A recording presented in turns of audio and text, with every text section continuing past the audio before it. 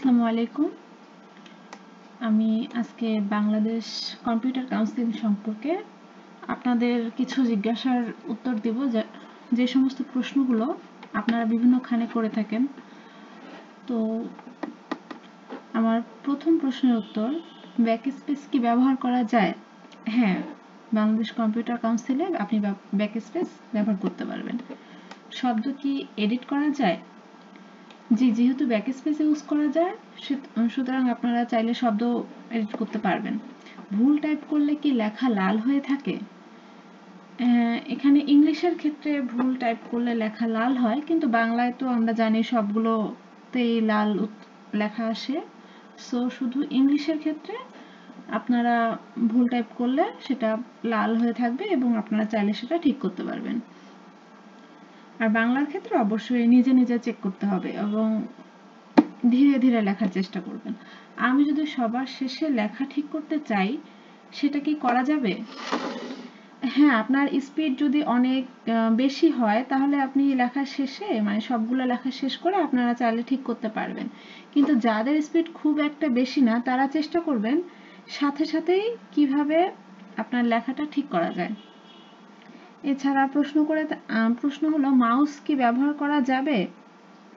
হ্যাঁ, মাউস ব্যবহার করা যাবে।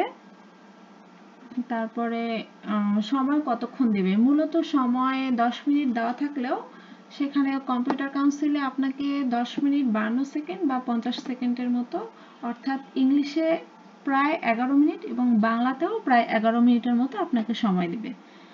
আর ব্যাক স্পেস দিলে কি পার্সেন্টেজ কমে যাবে, মানে লেখার যে অ্যাকুরেসিটা সেটা কি আমাদের কমে যাবে? এই প্রশ্নটা জানি না, মানে আসলে মানুষ যে কেন ভুয়া প্রচার করে, মানুষকে যে ভয় দেখায় কেন, বিসিসি আমার কাছে মোটামুটি অনেক সহজ লেগেছে। আসলে প্রথমবার দেওয়াতেই আলহামদুলিল্লাহ পাশ করেছি। তো পার্সেন্টেজ আসলে কমে না, এটা ভুল ধারণা কেন ছড়ায় আমি জানি না। অভ্র থাকে কি? না, অভ্র থাকে না। লেখাগুলো কেমন থাকে, ছোট নাকি বড়? লেখাগুলো মাঝারি সাইজের থাকে। একদম শুরু থেকে কিভাবে শুরু করা হয়? আপনি প্রথমে রুমে প্রবেশ করবেন, আর প্রতিটি কম্পিউটারে অনলাইনে একটা পেজ ওপেন করা আছে, যেখানে সাধারণত দুইটি বক্স থাকবে, একটা রোলের আর একটা পাসওয়ার্ডের। রোল তো আপনার অ্যাডমিটেই থাকবে এবং পাসওয়ার্ডটা ওরা বলে দেবে। আর রোল পাসওয়ার্ড দেওয়ার পরে একটা পেজ ওপেন হবে, সেখানে যদি স্টার্ট বাটন থাকবে, স্টার্ট বাটনটা ক্লিক করলে আপনার লেখার সময় শুরু হয়ে যাবে এবং তখন থেকে আপনি লিখতে পারবেন। যতক্ষণ না স্টার্ট বাটন ক্লিক করবেন ততক্ষণ আপনার লেখা শুরু হবে না। স্ক্রিনে লেখা থাকবে, কাগজেও থাকবে, আর স্ক্রিনের লেখার নিচে আপনাকে টাইপ করতে হবে। ভুল লিখলে সংশোধন করা যাবে। 8 মিনিট লেখার সময় লেখার রংটা একটু চেঞ্জ হতে পারে এবং ওখানে আপনার নোটিফিকেশনও দেখাইতে পারে। আর 10 মিনিট হয়ে গেলে আপনার আর কোনো কিছু লেখা হবে না। অনেক সময় কি হয় যে আপনাকে স্ক্রল করে, মাউস দিয়ে স্ক্রল করে নিচে যে লিখতে হবে, মানে আপনার স্ক্রিনের যতটুকু লেখা আছে ততটুকু লেখা শেষ হয়ে গেলে আপনাকে মাউস দিয়ে স্ক্রল করে নিচে গিয়ে বাকি অংশটুকু আরো লিখতে হবে। সুতরাং অবশ্যই আপনারা আপনাদের যে শীটটা দিবে ওটাতে দেখে নেবেন যে আরো নিচে আছে কিনা। তারপরে 10 মিনিট শেষ হয়ে গেলে তো আপনারা ওখানে একটা সাবমিট, নিচে স্ক্রল করলে মাউস দিয়ে সাবমিট বাটন পেয়ে যাবেন। ওখানে সাবমিটে ক্লিক করলে আপনার সাবমিট হয়ে যাবে। আপনারা চাইলে এখন 1-2 মিনিট রেস্ট নিতে পারেন পরবর্তী লেখার জন্য। আর বাংলার ক্ষেত্রে অবশ্যই ধীরে ধীরে স্টার্ট করবেন এবং সাবধানতার সাথে লেখা শুরু করবেন। তার আগে, স্টার্টে ক্লিক করার আগে আপনার এখানে কন্ট্রোল অল্টার ভি চাপতে হবে, মানে ইংলিশটাকে বাংলায় কনভার্ট করার জন্য। এটাও একইভাবে শুরু হবে এবং শেষ হবে। আর নির্দিষ্ট সময়ের বাইরে লেখার কোনো সুযোগ নেই। সময় শেষে সাবমিট করতে হবে। সাবমিট করলে লেখা অদৃশ্য হয়ে যাবে। যে আগে শুরু করবে তার আগেই শেষ হবে। সময় কম বেশির কোনো সুযোগ নেই। আর বাংলা কিন্তু অটো নিকষ বান বা ইউনিকোডে আর কি। এটা আমরা আগেই চর্চা করলে ভালো হবে। আচ্ছা, এখন আমরা পরের প্রশ্নে যাই। অনলাইন প্র্যাকটিস করার সময় অনেক শব্দ লিখলেও ভুল দেখায়, বিসিসিতেও কি তাই হবে? আসলে অনলাইনে আপনারা অনেক সময় ঠিক লিখলেও সেটা ভুল দেখায়, কিন্তু বিসিসিতে এরকমটা হবে না। তারপরে ইউনিকোডে প্র্যাকটিক্যাল হবে, হ্যাঁ ইউনিকোডে প্র্যাকটিক্যাল হবে। টাইপিং ছাড়া আর অন্য কিছু জানতে হয়? সাধারণত আপনার যদি শুধু নর্মাল 20 টাইপিং এরকমটা চায়, তাহলে টাইপিং ছাড়া আর কিছু জানতে হবে না। আর বিজয় দিয়ে কি টাইপ করা যাবে? না, বিজয় দিয়ে যাবে না, আপনাদের বিজয় ইউনিকোড দিয়েও যাবে না, আপনাদের শুধুমাত্র ইউনিকোড দিয়ে টাইপ করতে হবে। ফেল কেন করে এত মানুষ? আসলে মেইনলি ফেল করার মেইন কারণটা আমি বলবো যে নার্ভাসনেস কাজ করে, এজন্য বানান ভুল হয়। তারপরে আমরা ভুলে স্পেসের জায়গায় একটা জায়গায় দুইটা দিয়ে দেই, তারপরে কমা, দাড়ি বা অন্য কোনো জ্যোতি চিহ্নর যে ভুলগুলা থাকে। তারপরে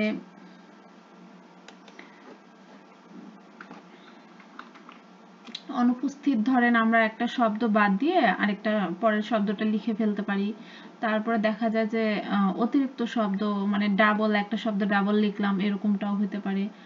আবার লাইন, ধরেন আগে একবার লিখছি, পরবর্তীতে ভুলবশত আমরা ওই লাইনটা আবার রিপিট করে ফেলি। এই ধরনের কারণে আসলে ওই নার্ভাসনেস মেইন কারণ, নার্ভাসনেসের কারণে এই ভুলটা বেশি হয়ে থাকে। অনলাইন নাকি অফলাইন? অবশ্যই অনলাইনে হবে। আর সফটওয়্যার কোনটা ব্যবহার করে? আসলে ওদের বিসিসিতে ওদের নিজস্ব সফটওয়্যার থাকে, সেটাতে হয়ে থাকে। এমএস ওয়ার্ড ব্যবহার হয় না। হ্যাঁ, এমএস ওয়ার্ড ব্যবহার হয় না। সিমিলার কোনো সফটওয়্যার আছে বাসায় প্র্যাকটিস করার জন্য? সিমিলার আপনারা চাইলে এই যে বাংলা টাইপিং টেস্ট লিখে, এই যে Bangla typing test online typing tutor, এটাতে আপনারা টাইপ করতে পারেন। আমার কাছে এটা অনেক ভালো লাগে আর কি, মানে এটাতে চাইলে আপনারা টাইপ করতে পারেন। তারপরে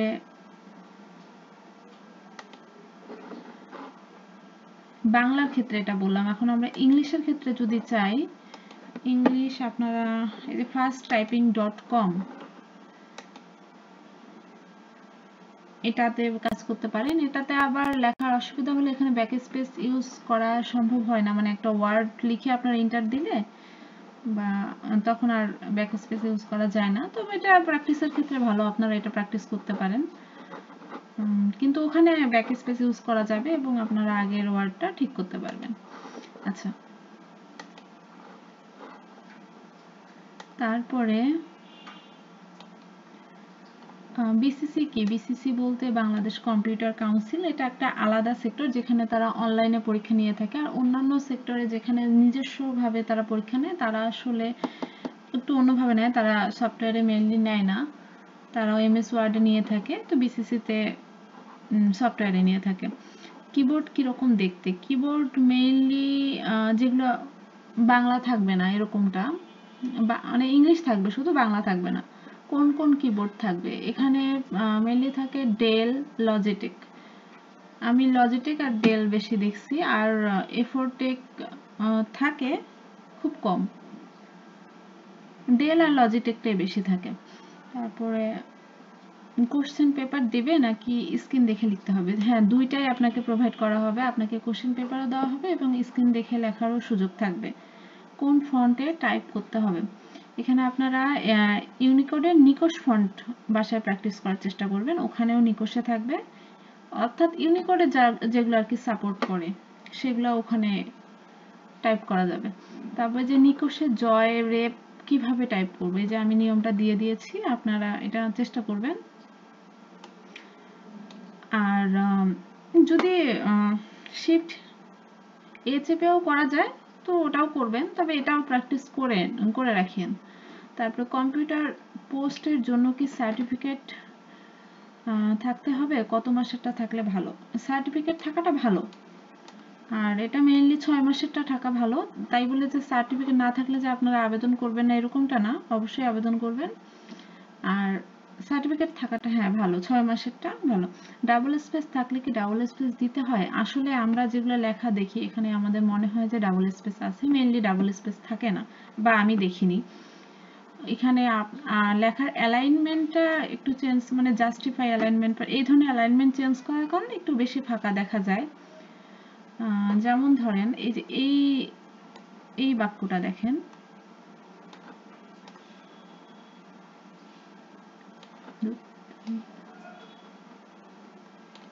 এটা যদি আমি এখন এরকমটা করে দেই, বা সরি মানে হ্যাঁ এই যে এরকমটা যদি করি, এই যে এই ফন্টটা যদি ইউজ করি, তাহলে অ্যালাইনমেন্ট একটু মানে চেঞ্জ হয়ে যায়, তখন মাঝখানে স্পেসটা একটু বাড়ে কমে, তো এটা জাস্ট দেখার ভুল হইতে পারে আপনাদের।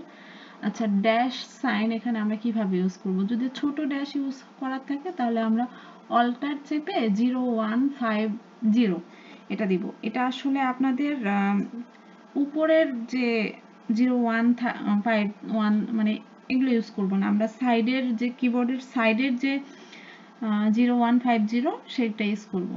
অল্টার চেপে ধরে 0151 বড়টার ক্ষেত্রে।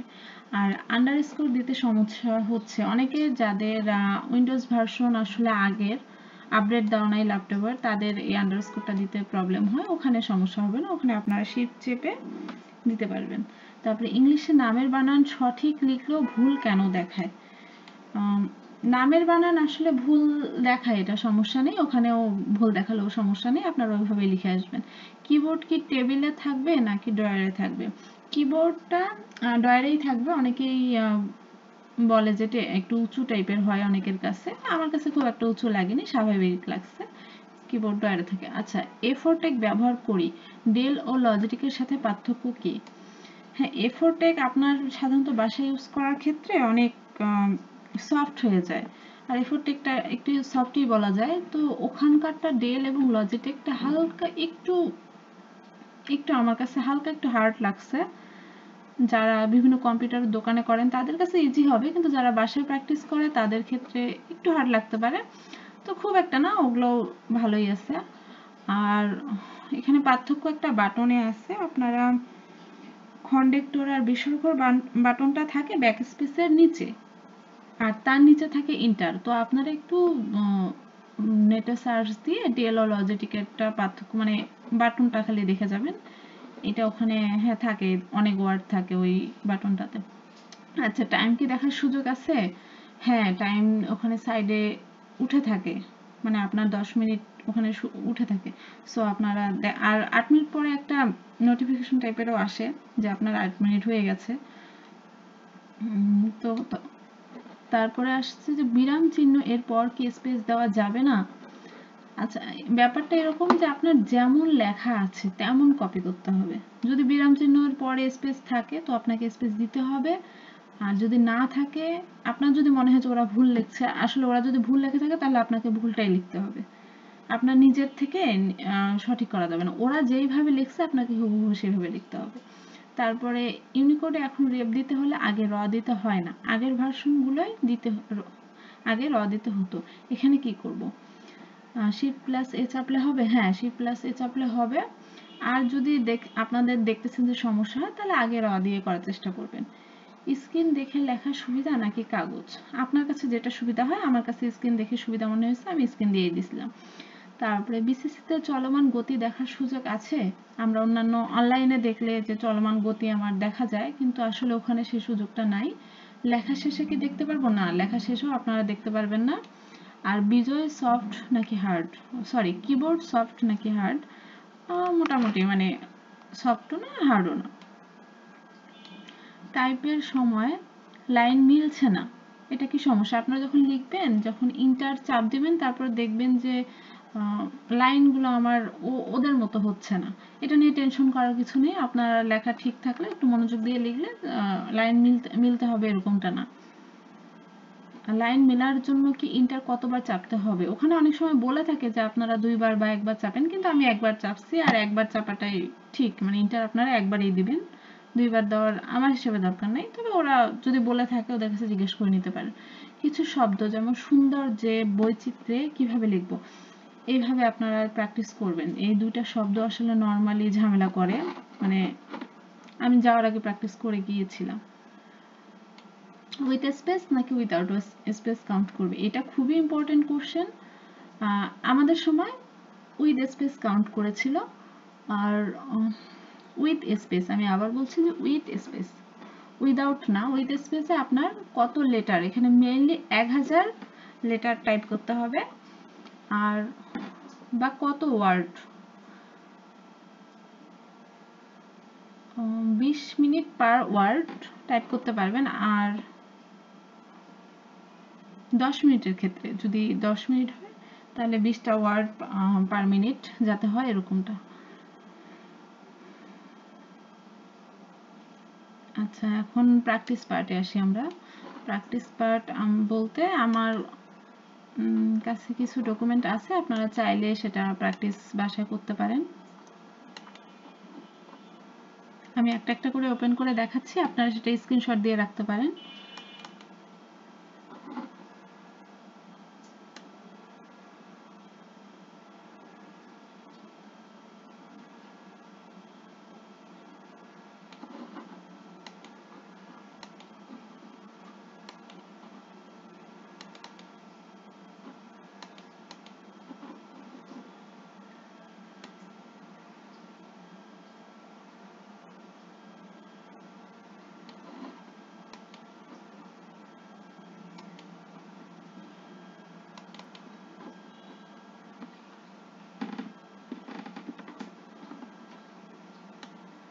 বাসায় এগুলো আপনারা প্র্যাকটিস করতে পারেন, তাহলে সুবিধা হবে।